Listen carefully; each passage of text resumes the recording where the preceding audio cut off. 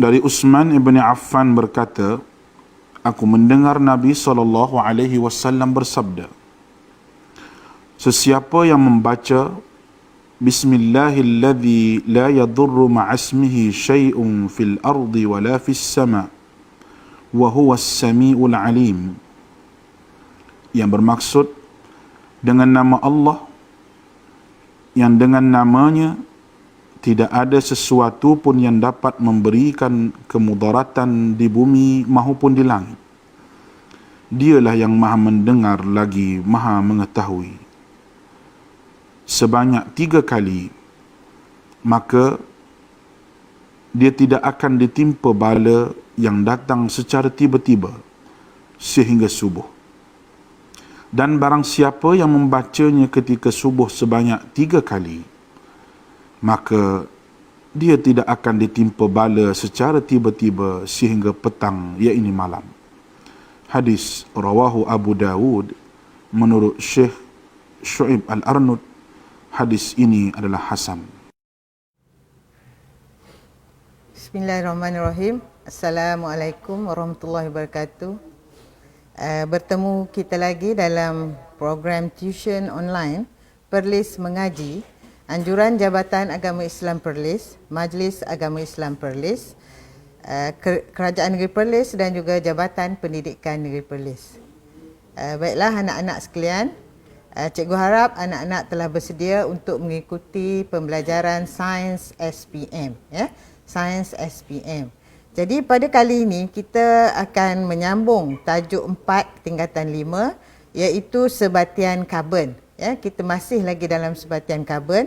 Terdahulu kita telah melihat ataupun membincangkan tentang alkohol dan juga kelapa sawit. Jadi pada hari ini cikgu akan menumpukan kepada 2 subtopik, iaitu kepelbagaian sebatian karbon dan juga lemak dan kesannya kepada kesihatan. Okey. Jadi harap semua anak-anak telah bersedia, ya. Boleh dengar dan juga boleh catatkan, ya, isi-isi penting tentang pembelajaran kita pada hari ini. Okey.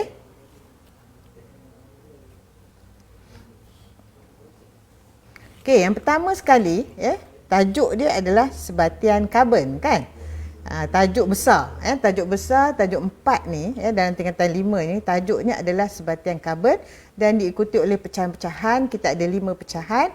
Jadi, apakah yang dimaksudkan dengan sebatian karbon?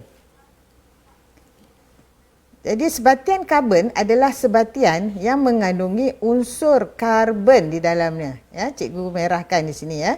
Unsur karbon di dalamnya. Okey.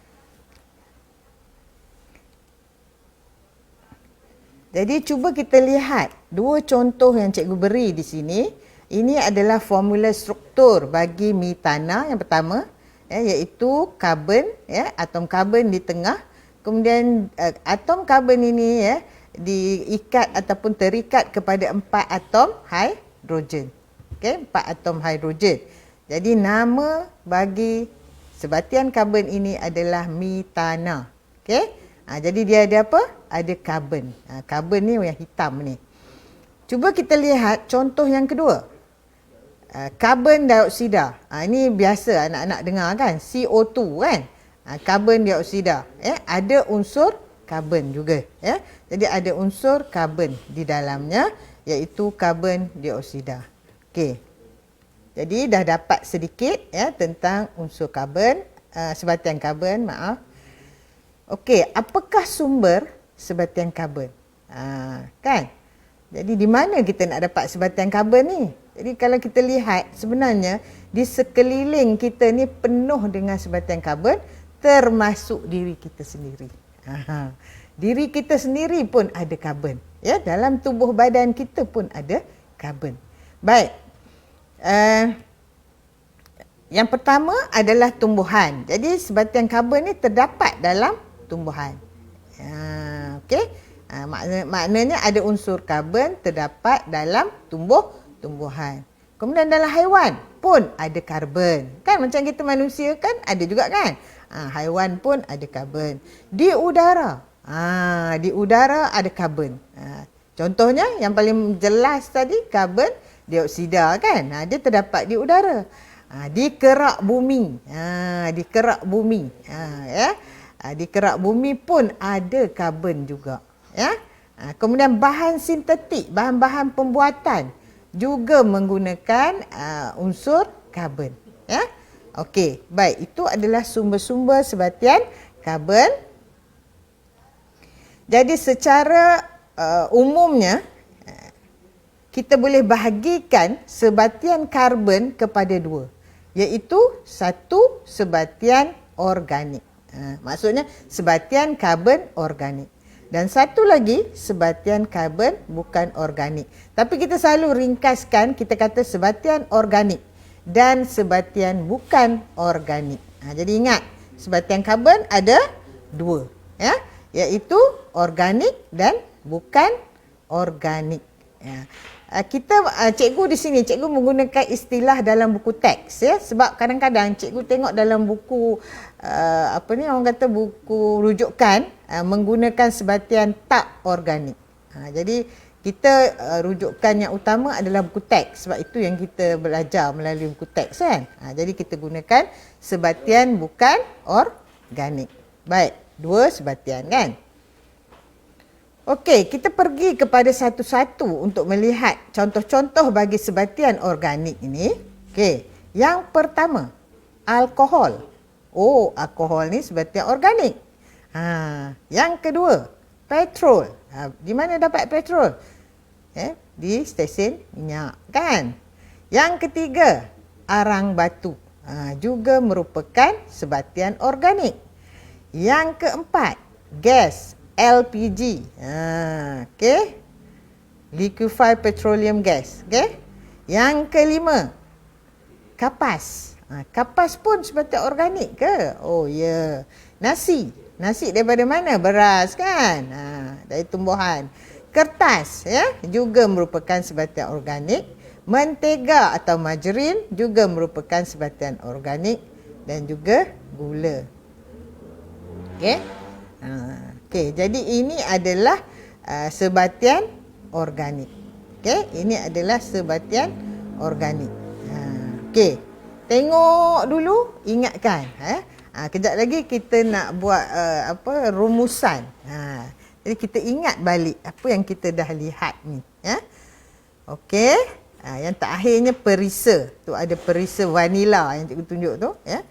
Ini hari tu kita dah sentuh. Dalam alkohol, perisa ni adalah ester kan? Okey. Cuba kita lihat pula sebatian bukan organik. Contohnya, kalsium karbonat, soda bikarbonat. Kalsium karbonat ni bahan kimia, ada di dalam makmal. Soda bikarbonat ni mak kamu gunakan. Mungkin hari ni nak buat kek dan sebagainya. Kek pisang ke kan. Okey, karbon dioksida. Kapur. Kapur ni dulu cikgu guna papan hitam ataupun papan hijau, dia tulis menggunakan kapur. Tapi kebanyakan sekolah sekarang tak menggunakan papan hijau atau papan hitam lagi, tetapi sebaliknya menggunakan whiteboard kan. Papan putih, ya. Jadi tidak lagi menggunakan kapur. Tapi walau macam mana pun, kapur adalah sebatian bukan organik. Okey, seterusnya batu kapur. Tadi kapur. Yang ni batu kapur. Okey. Jadi batu kapur juga adalah merupakan sebatian organik. Dan yang terakhir ni yang nampak macam cantik sikit ni, ini adalah serpihan-serpihan marmar. Marmar tu kita gunakan dalam kehidupan seharian kita sebagai apa? Lantai kan? Tiles, kita kata tile, menggunakan marmar. Jadi ini adalah contoh-contoh satu lagi. Dan yang terakhir, soda ash ataupun abu soda, ini juga adalah merupakan sebatian bukan organik. Okey, ini. Cuba ingat balik, tadi sebatian organik. Kan? Kertas, nasi, gula, kan? Sekarang yang ni sebatian bukan organik. Mari kita lihat, ada lagi. Okey, ini juga adalah merupakan sebatian bukan organik, iaitu sebatian kimia, natrium karbonat. Okey, dan kalsium karbonat. Jadi yang atas ya adalah natrium karbonat, yang bawah adalah kalsium karbonat. Okey. Jadi apa yang anak-anak nampak di sini? Tadi kalau sebatian organik tidak ada logam, kan? Tidak ada unsur logam. Tapi dalam sebatian bukan organik terdapat unsur logam. Ingat, itu perbezaan, ya. Okey. Tak perlu ingat ni formula ni, tak perlu ingat, ya. Untuk sains teras tak perlu ingat. Kita cuma tahu nama natrium karbonat. Okey. Jadi karbonat tu terdiri daripada karbon dan oksigen. 1 karbon, 3 oksigen. Okey. So, dia punya unsur-unsur yang terdapat ya dalam natrium karbonat ni, yang pertama natrium, iaitu sejenis logam aktif, kan. Yang kedua karbon, yang ketiga oksigen. Okey. Jadi ini adalah contoh sebatian bukan organik. Begitu juga dengan kalsium karbonat. Dia ada kalsium, karbon, oksigen.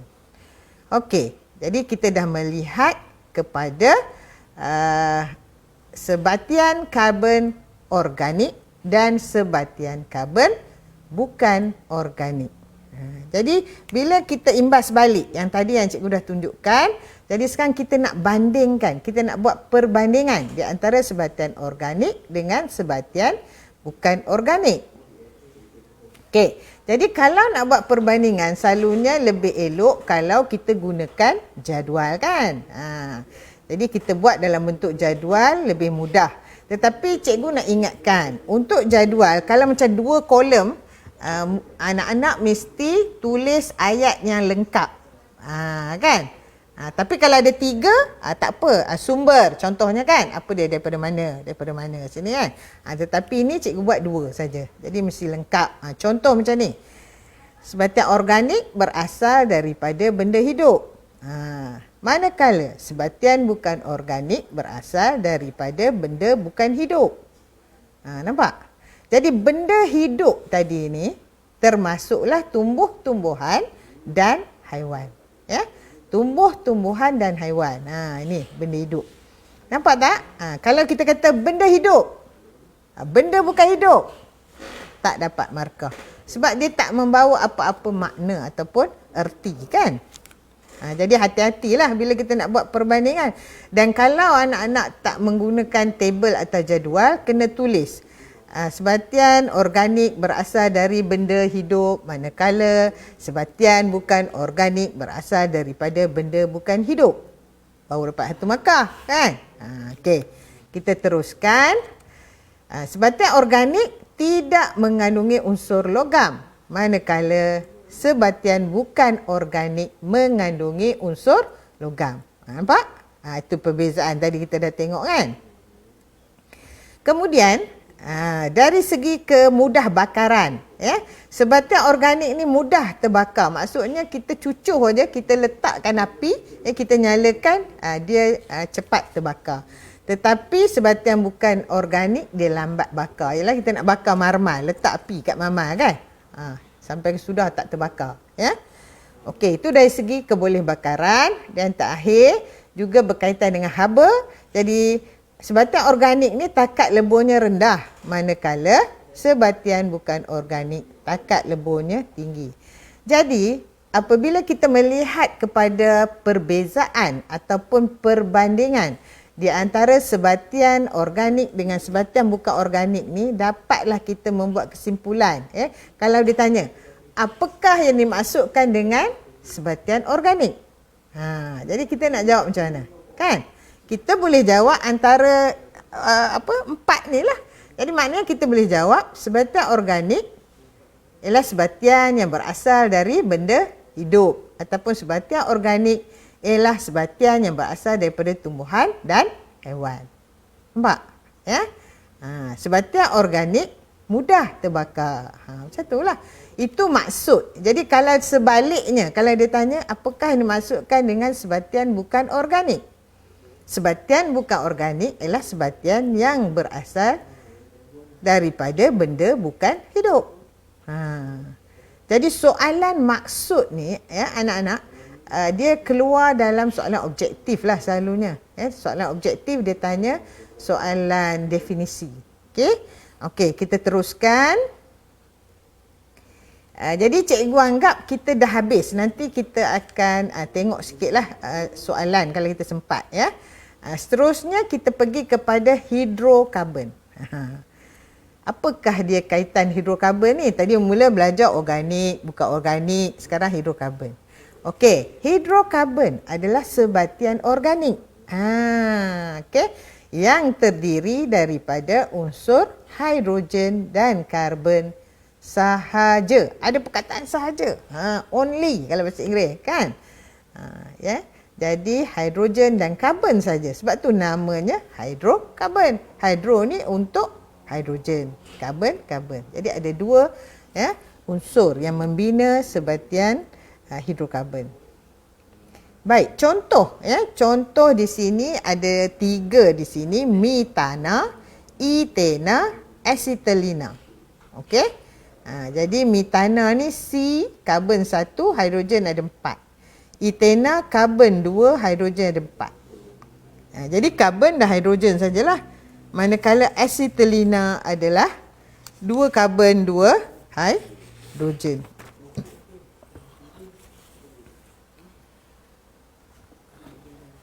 Okey, cikgu nak tunjukkan kepada kamu.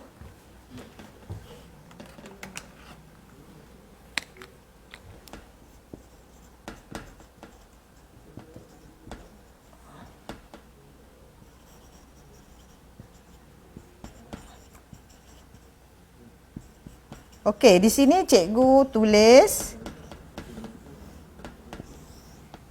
4 jenis bahan bersama dengan unsur yang terkandung di dalamnya. Okey? Jadi untuk karbohidrat ada karbon, ada hidrogen, ada oksigen. Okey, cikgu buat simbol saja ya. Okey, untuk lemak juga ada karbon, hidrogen, oksigen. Itu kita dah belajar. Lepas ni kita belajar. Untuk petrol, karbon dan hidrogen. Untuk arang batu juga karbon dan hidrogen. Jadi kenapa cikgu nak tulis benda ni? Sebab tadi kita pergi melihat kepada hidrokarbon. Jadi yang mana antara keempat-empat ni sebatian hidrokarbon? Kan? Jadi mesti yang ada 2 saja, iaitu karbon dan hidrogen. So maknanya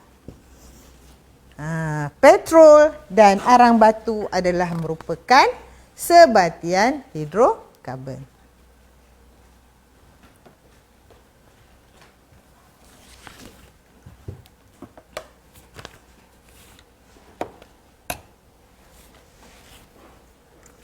Baik, dari manakah sumber hidrokarbon ini diperolehi?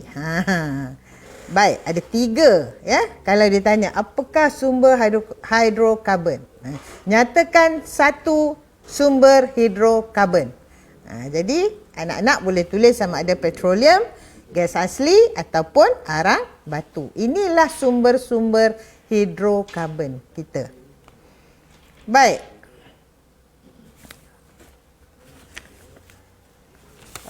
Sebelum cikgu teruskan, kita lihat macam manakah pembentukan gas asli dan petroleum. Okey, gas asli dan petroleum. Okey, jadi kalau dilihat ya daripada lakaran gambar rajah ni, ya di ni ya, kalau anak-anak dapat lihat, Arab dapat lihat ya. Ini adalah hidupan laut ya. Hidupan dalam air yang telah mati. Bila? Berjuta-juta tahun dahulu. Lamanya. Memanglah kan? Lama ya, berjuta-juta tahun dahulu. Jadi setelah depa ni mati, jadi apa yang berlaku? Dia akan ditimbuni oleh lumpur-lumpur, kan? Lumpur-lumpur. Kemudian terbenam di dasar laut. Di dasar laut tu bawahnya ada batu. Batu tu tidak telap air lah. Okey? Jadi dia akan termendap lama kan? Lepas tu di atas tu pula ada batu lagi. Jadi lama-lama dengan tekanan yang tinggi, dengan haba yang tinggi juga, kita kata melalui proses apa orang kata lipatan kerak bumi, maka terhasillah petroleum ataupun crude oil, dipanggil crude oil. Jadi petroleum tu adalah dalam bentuk cecair. Warna dia hitam, tak cantik, warna dia hitam, itu adalah crude oil. Manakala gas, kalau kita lihat di sini natural gas, ni kita tengok, kita belajar orang putih, Jadi ni adalah gas asli. Kenapa gas ni di atas? Ni ada batu di atas, kemudian ada gas dulu, bawah tu ada petroleum. Sebab gas kurang tumpat daripada cecair. Jadi gas akan berada di atas. Okey. Jadi agaknya macam mana kita nak dapatkan petroleum ni? Macam mana kita nak dapatkan gas asli? Dengan cara apa? Cari gali, kan? Itu orang kata telaga, kan? Telaga minyak orang kata. Jadi kita pun Malaysia ada telaga minyak, bukan Saudi saja. Okey, bukan Saudi saja yang ada telaga. Kita pun ada, okey? Di Terengganu, di Sarawak, dan sebagainya. Okey? Okey.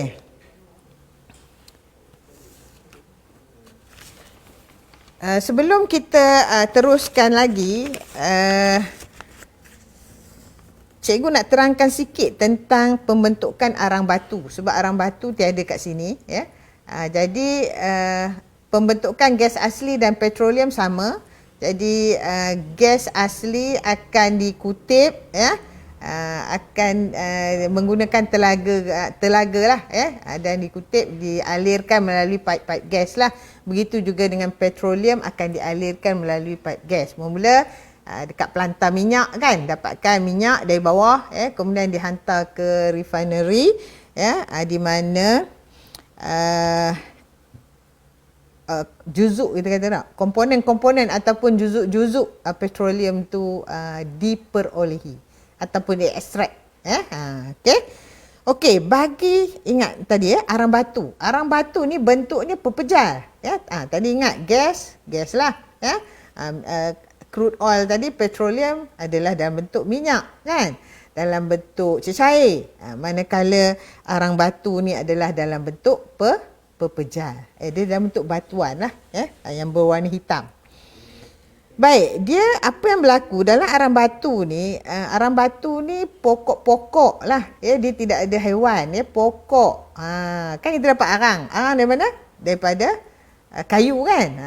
Okey, arang, tapi itu arang kayu. Ni arang batu. Jadi pokok-pokok yang berada di kawasan pesisiran, selalunya kita kata kawasan berpaya lah, kan. Jadi dalam kawasan-kawasan berpaya, jadi lama-lama mati, kan. Jadi bila mati, dia akan dia akan pergi ke dibawa oleh air ke dasar, dasar air tersebut, dan bila dikenakan tekanan yang tinggi dan suhu ataupun haba yang tinggi, maka dia akan mengeras. Okey, dia akan mengeras dan menjadi apa dia? Arang batu. Ni macam mana nak dapat? Tapi dia ni berbeza. Sebab apa? Sebab arang batu ni kena lombong. Lombong, bukan, ingat lombong biji timah, sekarang dah tak ada. Ini lombong arang batu. Okey? Okey. Arang batu ni digunakan untuk penjanaan tenaga elektrik, anak-anak. Penjanaan tenaga elektrik. Okey, kita teruskan. Okey, tadi cikgu ada sebut, cikgu ada sebut dan dihantar pergi kepada loji penapisan ataupun kilang penapisan. Jadi di kilang penapisan atau loji penapisan ni akan berlaku penyulingan berperingkat. Kita nak asingkan juzuk-juzuk ataupun komponen-komponen petroleum secara berperingkat. Sebab komponen-komponen ini mempunyai takat didih yang berlainan. Ingat penyulingan. Hari tu dalam alkohol pun dah buat ya, untuk mendapat alkohol tulen melalui proses penyulingan, distillation. Okey, tapi yang ni kita panggil penyulingan berperingkat sebab terlalu banyak ya. Daripada suhu 20 darjah Celsius kita dah dapat apa? Gas, petroleum gas. Okey, petroleum gas. Okey, yang kita gunakan untuk masak ya. Macam etana kan? Etana dan sebagainya. Okey, yang kedua masih lagi gas iaitu nafta ya. Anak-anak tak perlu tahu secara umum. Tetapi ada beberapa lah yang anak-anak perlu tahu kan. Okey, untuk seterusnya 120 darjah Celsius kita boleh dapat petrol yang digunakan dalam combustion atau pembakaran dalam kereta. Kemudian 170 darjah Celsius kerosin. Ini nanti dalam tajuk motion, dalam tajuk gerakan kita akan belajar ya. Kerosin digunakan dalam enjin kapal terbang. Okey, seterusnya diesel. Diesel ni bagi kenderaan yang lebih berat, lebih besar. Walau bagaimanapun sekarang ni ada juga kereta-kereta yang menggunakan bahan api diesel, ya. Tak semestinya besar dah sekarang ni, ya. Kemudian seterusnya ya, bila suhu lagi tinggi, minyak pelincir. Dan kemudian minyak untuk menjana apa orang kata kilang ya, kapal-kapal yang besar ya. Dan akhir sekali pada suhu 600 darjah Celsius tu dapatlah bitumen. Bitumen ni memang kita guna kan. Kita tahu buat tar jalan kan. Buat jalan raya tar. Jadi kalau kita lihat ni ya, kalau kita lihat daripada takat didih yang paling rendah kepada takat didih yang paling tinggi berlaku perubahan dari segi keadaan. Gas, cecair, pepejal. Sebab yang akhir sekali tu bitumen adalah pepejal kan. Dia dah nak hampir jadi pepejal lah. Sangat likat, bukan pepejal betul. Dia kelikatannya bertambah. Okey, silap cakap. Okey, kelikatannya semakin bertambah, dia semakin likat. Okey. Okey, ada warnanya pun sama, semakin bertambah gelap. Okey. Jadi ini tentang penyulingan berperingkat, macam mana kita nak dapatkan peringkat-peringkat bagi sebatian hidrokarbon. Okey.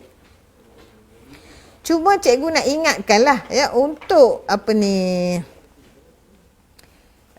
tajuk hidrokarbon ni iaitu kita mendapat petroleum, kita mendapat gas asli, kita mendapat apa lagi? Arang batu. Ini semua adalah sumber-sumber tenaga yang tidak boleh diperbaharui. Betul tak?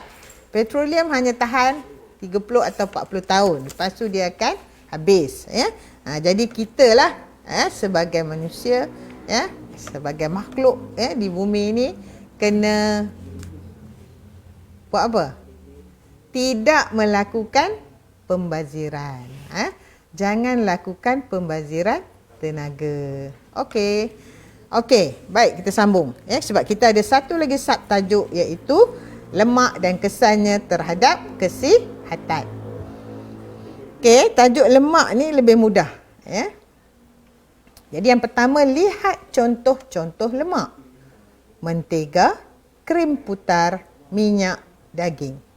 Daging pun adalah contoh lemak. Iyalah, cuba lihat tu yang putih-putih ni. Putih-putih ni lemak lah ya. Badan kamu pun kalau kita toreh ya, mesti ada lemak kan. Okey, ayam pun ada lemak kan. Baik, kita lihat contoh lemak lagi. Nampak ni, sebut je ayam ada yang goreng ya. Pun ada lemak minyak krim ya, sebagainya. Okey, lemak ni ya, dia dalam bentuk pepejal dan cecair. Tadi kita nampak ada minyak kan? Jadi kalau dalam bentuk pepejal, kita kenali sebagai lemak. Kita panggil dia lemak. Fats. Kalau bahasa Inggeris, F-A-T-S. Dia kena ada S. Kalau fat saja gemuk kan? Fats, lemak. Okey, contohnya inilah tadi kita dah tengok mentega tadi. Kalau dalam bentuk cecair dikenali sebagai minyak. Okey? Ini dia minyak, macam-macam jenis minyak. Semua adalah sebenarnya lemak. Tetapi dalam bentuk cecair kita panggil minyak lah. Okey. Cuba kita lihat jenis-jenis makanan yang mengandungi lemak. Jadi jenis-jenis makanan yang mengandungi lemak termasuklah keju. Keju asal daripada mana? Daripada haiwan kan? Haiwan tenusu. Kemudian biji gajus. Ni biji gajus macam kacang ada lemak juga? Ya, ada lemak. Minyak bunga matahari ada. Minyak apa lagi? Minyak kelapa sawit, minyak kelapa, minyak kacang, minyak lenga, semua minyak-minyak ada lemak. Okey, kuning telur.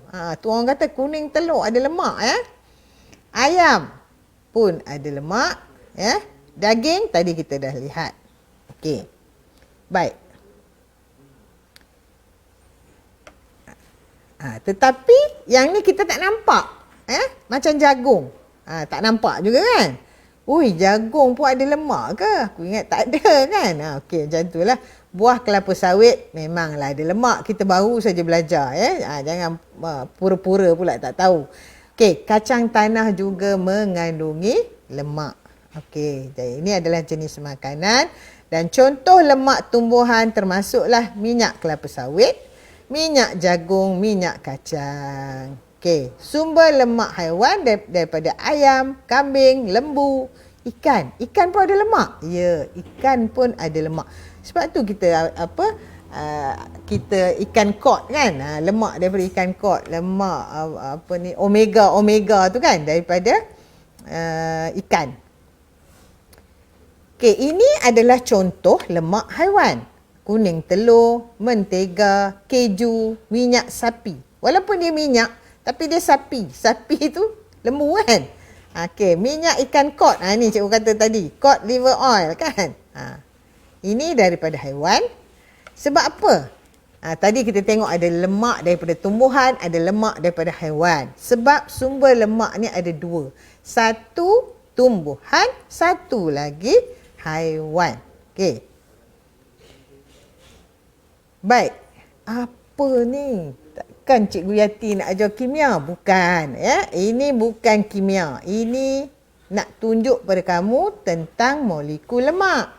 Okey, inilah molekul lemak. Kalau kamu ingat hari tu dalam kelapa sawit, cikgu pun dah ada sebut ni.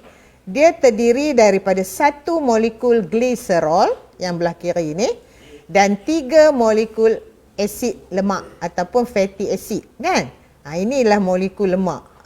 Tak apa. Yang pentingnya kamu tengok apakah unsur yang terdapat di dalam molekul lemak ni. Okey, mari tengok perambang. Okey. Yang merah adalah oksigen. Jadi itu satu unsur oksigen. Apa lagi yang hitam? Hitam tu karbon. Satu lagi kelabu, hidrogen. Okey? Okey. Jadi, apakah yang terkandung dalam molekul lemak? Mudah ajalah. Karbon, hidrogen, oksigen. Kan? Tadi pun dah tunjuk dah. Kan? Jadi molekul lemak terdiri daripada karbon, hidrogen, oksigen. Adakah molekul lemak hidrokarbon? No, tidak. Molekul lemak bukan hidrokarbon. Okay? Kerana molekul lemak ada 3 unsur. Kan? Karbon, hidrogen, oksigen. Okay, next. Okey, lemak boleh dibahagikan kepada 2. Ingat tadi sebatian organik terbahagi kepada 2, lemak pun terbahagi kepada 2. Jadi lemak ni terbahagi kepada lemak tepu dan lemak tak tepu. Okey. Okey, apa pula lemak tepu? Apa tak tepu? Okey. Baik, kalau tengok gambar, dapat clue tak? Okey, lemak tepu contoh di sini mentega. Lemak tak tepu contoh sini minyak. Kan? Jadi dapat tak gambaran, ya? Lemak tepu dikaitkan dengan mentega. Mentega tu mai daripada mana? Mai daripada lembu, kan? Okey. Okey, lemak tak tepu berasal daripada mana? Minyak. Minyak tu daripada mana? Tumbuh-tumbuhan. Jadi, lemak tepu berasal dari haiwan. Cuba kita tengok keju. Keju pun samalah. Sebab keju ni daripada lembu juga kan? Okey. Kambing pun boleh keju ni, ya. Okey. Kuning telur. Okey. Mentega daging. Ini adalah semuanya lemak tepu. Okey. Saturated fat. Okey, lemak tak tepu pula. Semua minyak. Cikgu kata apa? Kecuali satu. Minyak sapi. Minyak sapi bukan lemak tak tepu, tetapi sebaliknya minyak sapi adalah merupakan lemak tepu. Itu kena ingat. Okey. Mari kita lihat apakah persamaan di antara lemak tepu dengan lemak tak tepu. Okey. Jadi ada 3 persamaan. Kan lemak, satu lemak ni terdiri tepu ke tak tepu ke? Terdiri daripada unsur-unsur karbon, hidrogen, oksigen. Tadi cikgu dah tunjuk molekul dia kan. Yang kedua, semua lemak dia tak larut dalam air. Bubuh kacau-kacau minyak dalam air, tengok minyak di atas kan. Kalau letak mentega pun dia tak akan larut dalam air. Dan yang ketiga, dia adalah sumber penting bagi asid lemak dalam badan. Sekarang kita tengok perbezaan. Kita nak bandingkan lemak tepu versus lemak tak tepu. Jadi cikgu buatkan dalam bentuk table atau jadual supaya mudah. Jadi yang pertama, sumber lemak tepu berasal dari mana? Haiwan kan? Lemak tak tepu berasal dari tumbuhan. Okey. Keadaan pada suhu bilik pepejal. Tadi kita dah nampak kan butter tadi, mentega tu pepejal ya. Tetapi lemak tak tepu keadaan pada suhu bilik, ingat minyak adalah cecair. Kalau kamu tak tulis yang di tengah-tengah ni aspek ni, kamu kena hati-hati. Kamu jangan kata pepejal, lemak tepu pepejal, lemak tak tepu cecair, tak boleh. Kamu kena lengkap kecuali kalau kamu tulis aspek tak ada masalah. Kalau 2 saja kamu kena kata keadaan pepejal pada suhu bilik. Kena kata macam tu. Lemak tak tepu, keadaan cecair pada suhu bilik. Mesti lengkap ya. Pastikan. Okey, next. Takat lebur pula. Bagi lemak tepu, takat leburnya tinggi. Lemak tak tepu, takat leburnya rendah. Dan kesan pada kesihatan, lemak tepu tidak baik manakala lemak tak tepu baik. Tak tepu baik. Dan bilangan atom hidrogen bagi lemak tepu dia dah maksimum. Okey, manakala lemak tak tepu belum maksimum. Dia tak maksimum sebab dia ada ikatan ganda 2. Okey, lemak tak tepu ni ada ikatan ganda 2, tapi lemak tepu tak ada. Dia ikatan tunggal saja. Okey, kita teruskan. Kepentingan lemak. Jadi di sini lemak ni penting. Yang pertama, berfungsi sebagai pembekal tenaga. Yang kedua, pelarut untuk vitamin-vitamin A, D, E, K. Dia tak larut dalam air vitamin ni. Tapi sebaliknya vitamin ni larut dalam minyak. Ataupun lemak. Okey, pelindung. Penting juga lemak ni bagi organ dalam badan. Tapi janganlah banyak selaput kita punya jantung pula kan. Tak je nak mengepam pun tak boleh otot dia. Tapi kan sikit-sikit boleh ya. Lapisan lemak di bawah kulit berfungsi sebagai penebat haba, terutama bagi orang yang duduk di kutub utara, kutub selatan kan. Sebab tu depa pun badan besar-besar kan. Okey, seterusnya, apakah kolesterol? Nampak? Tadi lemak, sekarang kolesterol. Jadi lemak tepu cikgu baca ya, dikaitkan dengan peningkatan aras kolesterol. Kolesterol yang banyak dalam badan menyebabkan mendakkan ya, maksudnya dia termendap ya. Lemak terbentuk dalam dinding arteri. Arteri itu apa? Salur darah. Okey, yang mengakibatkan penyakit darah tinggi, serangan jantung, strok ya. Okey. Jadi kolesterol ni memang dia ada. Ada di mana? Dalam lemak tepu. Dalam lemak tak tepu ada juga, tapi sedikit ataupun tiada. Ya? Kita boleh kata ya, kurang kolesterol ataupun tiada kolesterol untuk lemak tak tepu. Ya? Kalau lemak tepu banyak kolesterol. Ya? Okey, ini contoh ya penyakit arteriosklerosis. Arteriosklerosis ni adalah keadaan ya, di mana enapan kolesterol tu dah menjadi banyak, ya, dia mendap, mengeras sehinggalah menyebabkan laluan lumen menjadi kecil. Arteri tu salur darah lah. Jadi dah kalau banyak sangat kolesterol, duk makan lemak tepu banyak-banyak sangat, maka dia akan termendap. Jadi tinggal sikit je, sempit aja dah saluran darah kita. Jadi saluran darah ni mengalir dalam tu kan. Jadi dia pergi ke mana? Terutamanya pergi ke jantung. Jadi tak dapat dipam lah, jantung tak dapat dipam. Kalau tak dapat, macam mana tu yang boleh dapat? Stroke, boleh meningkatkan tekanan darah, jadi tekanan darah tinggi dan sebagainya. Okey, makanan yang bagaimanakah yang banyak kolesterol? Cikgu rasa ini semua tahu ya. Ayam goreng, burger, cheesecake lah, apa semua kek-kek lah. Macam-macam kek. Okey, kesan lemak terhadap kesihatan. Yang pertama, pengambilan lemak secara berlebihan, terutama lemak tepu, menjejaskan kesihatan. Yang kedua, lemak tepu mempunyai kandungan kolesterol yang tinggi. Ingat tadi kita katakan, kolesterol berlebihan akan terenap pada bahagian dalam dinding arteri, dan lumen arteri yang sempit akan mengakibatkan tekanan darah tinggi dan arteriosklerosis. Pastikan ejaan betul ya. Tergeliat. Okey, serangan sakit jantung atau strok pun mungkin berlaku. Sebab tu orang kata ini adalah penyakit orang kaya-kaya. Betul tak? Ya? Orang kaya lah dapat beli makanan, burger beli RM8 kan? Nak buka puasa, nak makan burger RM8, RM10 ya. Okey, hati-hati walaupun kamu muda lagi, kamu kena jaga kesihatan.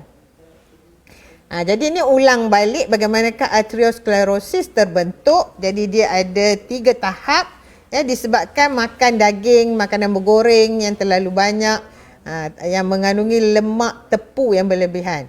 Kita tak boleh kata minyak ya, kita kena kata makan makanan yang mengandungi lemak tepu yang berlebihan ya, kerana dalam tu banyak kolesterol. Jadi tahap 1, dinding dalaman arteri ni clear lagi, dia sikit aja nampak. Kolesterol ni sikit aja. Comel aja kan. Tahap 2, kolesterol mula terbentuk dah. Napan ni dah jadi pejar di sini. Nanti darah pun tak boleh melalui ni dah kan. Dan tahap 3, arteri menjadi semakin sempit. Kolama sempit yang tak boleh. Ada darah beku lagi. Jadi bila darah beku, darah tak boleh sampai ke otak kita kan. Bahayalah. Itu yang boleh menyebabkan stroke dan sebagainya. Okey. Jadi ini cuba lihat. Itulah dia kolesterol yang kuning-kuning tu ya. Itu dia kolesterol. Okey. Kita tak boleh benarkan kolesterol banyak. Kolesterol dia ada 2. HDL dengan LDL. Okey. Ada kolesterol baik, ada kolesterol jahat. Ya ke? Yalah kan. HDL adalah kolesterol baik kan. Okey.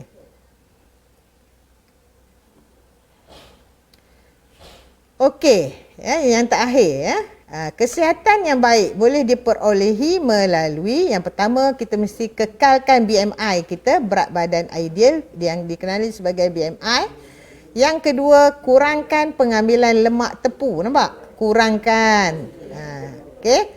Yang ketiga, makan makanan seimbang. Okey, di sini ada juga apa piramid makanan. Boleh juga ya, makan mengikut piramid makanan, dan di sebelah kiri ni adalah selalu bersenam ni, selalu bersenam. Okey. Okey, ini adalah tip-tip lah ataupun kita boleh mencegah penyakit-penyakit stroke dan sebagainya tu dengan cara ataupun kaedah ini. Okey, cikgu cuma nak tunjukkan kamu tentang pinggan sihat Malaysia. Pinggan sihat Malaysia ni ya, dia terdiri daripada tiga. Jadi yang dia ataupun dikenali sebagai suku-suku separuh. Okey, dalam suku-suku separuh ni ya. Dalam suku-suku separuh ni, apa dia patah balik. Dalam suku-suku separuh ni dia macam ni. Suku-suku maknanya ada dua suku, 1/4 kan. Dia bulat ya. Itu satu. Kemudian bahagi dua dapat separuh. Separuh ni buah-buahan dan sayur-sayuran. Kena makan setengah pinggan. Buka puasa ni buat macam tu. Makan ikan, ayam, daging, suku pinggan saja. Ini bentang. Nasi Arab, nasi ayam dan sebagainya. Dan nasi pun 1/4 saja. Okey? Okey. Kita akan buat soalan ya, satu saja sebab rasanya kita tak sempat ni. Jadi cikgu akan tunjukkan satu soalan saja. Rajah 8 menunjukkan peratus lemak tepu yang berasal dari haiwan dan tumbuhan. Jadi soalan, ingat ya, bentuk-bentuk soalan sekarang ni dia lebih kepada graf ya, gambar rajah dan sebagainya. Okey, jadi dalam rajah 8 ni maksudnya soalan nombor 8 lah. Didapati peratus lemak tepu bagi makanan Y tinggi kan? Manakala makanan Z rendah aja. Graf ni ada kesilapan sikit, kosongnya di atas ya. Okey. Tak apalah, yang penting kita tengok Y dan Z. Okey. Berdasarkan rajah 8, makanan manakah berasal dari haiwan? Haiwan mestilah apa? Banyak lemak tepu kan? So yang peratusnya tinggi. Mana yang baik? Yang tinggi dalam graf tu kan yang rendah? Mestilah yang rendah kan? Peratus lemak tepunya sikit. Itu cikgu tunjuk kenip je tu. Itu adalah graf tadi kan? Jadi jawapan bagi ni yang berasal dari haiwan adalah makanan Y. Yang pertama tu yang graf barnya tinggi. Yang kedua yang baik adalah Z, makanan baik. Dan sebab kerana apa? Bila kita tengok graf, sebab tu kita kena rujuk graf tu ya. Okey, jadi stimulus ya ataupun rangsangan yang diberi pada kita tu kita kena tengok. Jadi mengandungi peratus lemak tepu yang kurang makanan Z tu. Okey, baru 3 markah. Okey, antara berikut yang manakah contoh makanan Z? Z yang mana? Elok ke tak elok? Yang elok. Jadi kelapa sawit lah. Okey. 4 markah dah Nyatakan 2 masalah kesihatan yang disebabkan oleh pengambilan makanan Y yang berleluasa. Jadi, cikgu berikan di sini masalah kesihatan, ingat, penyakit stroke, serangan jantung. Dia ada 2 jantung ni, satu serangan jantung, satu lagi penyakit jantung. Serangan tu yang tiba-tiba terus nak pengsan. Sakit jantung tu yang perlu bedah dan sebagainya lah. Okey. Jadi, oleh kerana masa mencemburui kita, maka setakat inilah satu contoh soalan. Tapi kamu boleh membuat latihan-latihan dalam buku pasia. Kalau dah ada buku pasia, bolehlah membuat latihan. Cikgu ada salin tadi untuk apa ni. Okey. Untuk seterusnya, kamu perlis kita menggunakan buku ni. Betul tak? Okey, kita menggunakan buku ni. Jadi buku teks sama, warna biru ni. Buka muka surat 162, buat soalan nombor 3 iaitu membina konsep. Cuma tambah ayat tu dia tidak ada maklumat. Jadi kamu kena berikan ataupun nyatakan maklumat. Ada apa? Nasi lemak dengan burger. Okey. Jadi itu saja untuk hari ini ya. Diharap anak-anak memahami apa yang telah cikgu sampaikan pada hari ini tentang sebatian karbon hidrokarbon, sebatian organik, sebatian bukan organik, dan juga lemak. Jadi hingga berjumpa lagi. Sebelum cikgu mengakhiri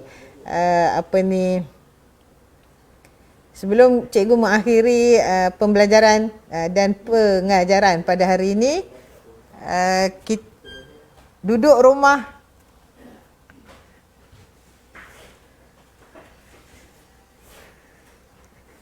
stay at home, ya, hapus COVID-19. Thank you frontliners, Perlis Mengaji. Sekian, terima kasih.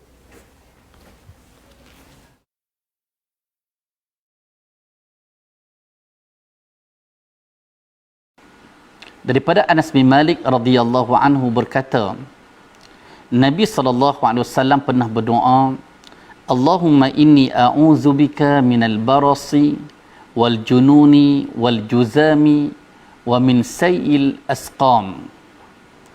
Ya Allah, aku berlindung denganmu daripada penyakit sopak, penyakit gila, penyakit kusta dan penyakit-penyakit yang buruk. Hadis diriwayatkan oleh Al-Imam Abu Dawud dengan sanad yang sahih.